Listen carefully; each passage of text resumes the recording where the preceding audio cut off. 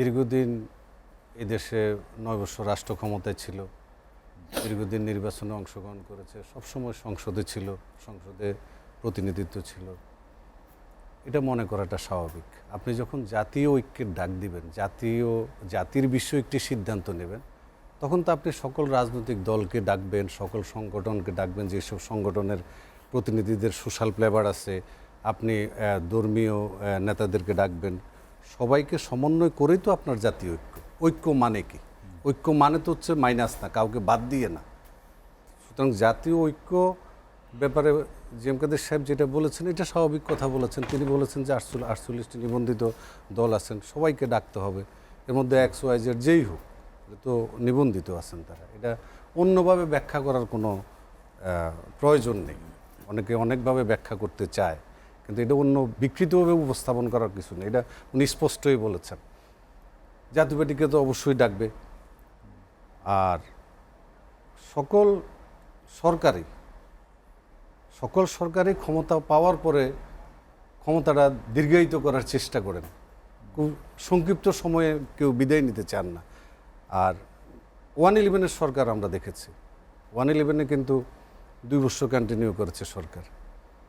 তার মধ্যে কিছুটা সংস্কার হয়েছে, পুরোপুরি সংস্কার করেনি। তার 2 বছর পরে তারা নির্বাচন দিয়েছে। সেই নির্বাচন সারা বিশ্বে গ্রহণযোগ্যতা পেয়েছে।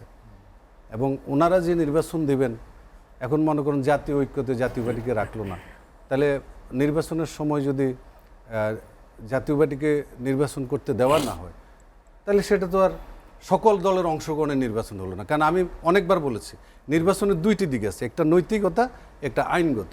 আইনগতভাবে স্বাধীনতার পরে যতগুলো নির্বাচন হয়েছে সবগুলো বৈধ, কিন্তু নৈতিকতার দিক দিয়ে কিন্তু সকল নির্বাচন বৈধতা পায়নি। জনগণের মাঝে কিন্তু বৈধতা পায়নি, বহির্বিশ্বে কিন্তু বৈধতা পায়নি। যেমন 91 সালের 27শে ফেব্রুয়ারি নির্বাচন, 96 সালের 12ই জুনের নির্বাচন, এগুলি বৈধতা পেয়েছে। 2001 সালের নির্বাচন, এগুলি বৈধতা পেয়েছে, সকল জায়গায় গ্রহণযোগ্যতা পেয়েছে। 2008 সালের নির্বাচন সকল জায়গায় গ্রহণযোগ্যতা পেয়েছে।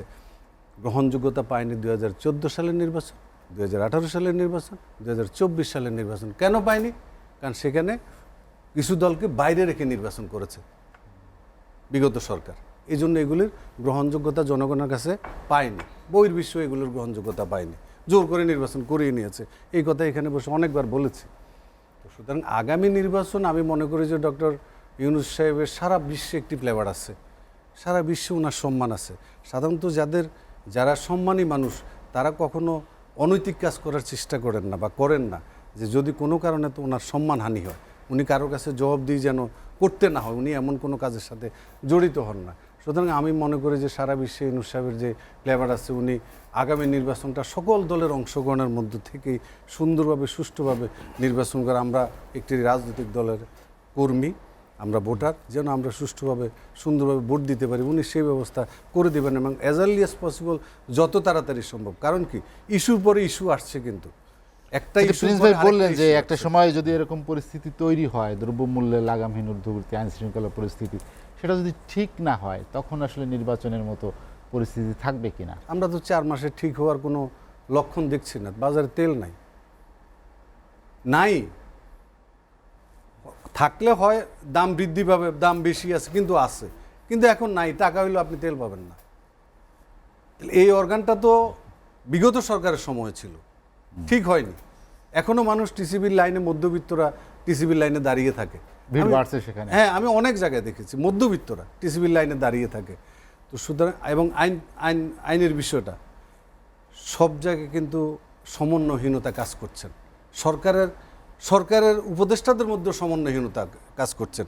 ওনারা এক এক সময় এক এক জায়গায় এক একজন এক এক কথা বলছেন। কিন্তু সুতরাং এটি কিন্তু একটি সরকারের মানে গঠনমূলক কাঠামো হতে পারে না।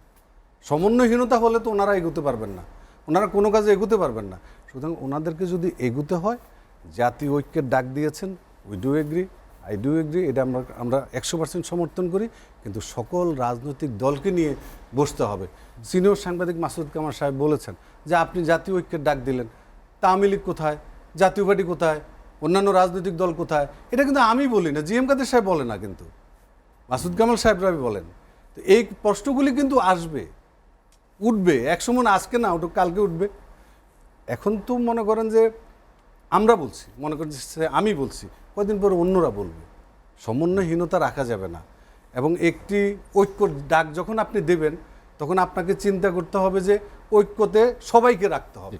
সকল দেশে কিছু না কিছু দুষ্কৃতিকারী থাকে, তারা ন্যারেটিভটাকে একদম এমনভাবে এমন জায়গায় নিয়ে যায় যে মানে দুই দেশের মধ্যেই একটা উত্তপ্ত মানে সময় সৃষ্টি করে। ঠিক ভারত বাংলাদেশের সময়টা এখন ঠিক এরকম।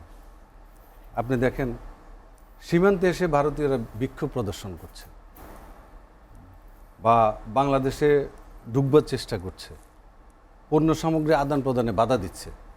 এটা তো বাংলাদেশের জনগণ কখনো চিন্তাই করেনি, আমরাও চিন্তা করিনি। তারা কোথায় চলে আসছে?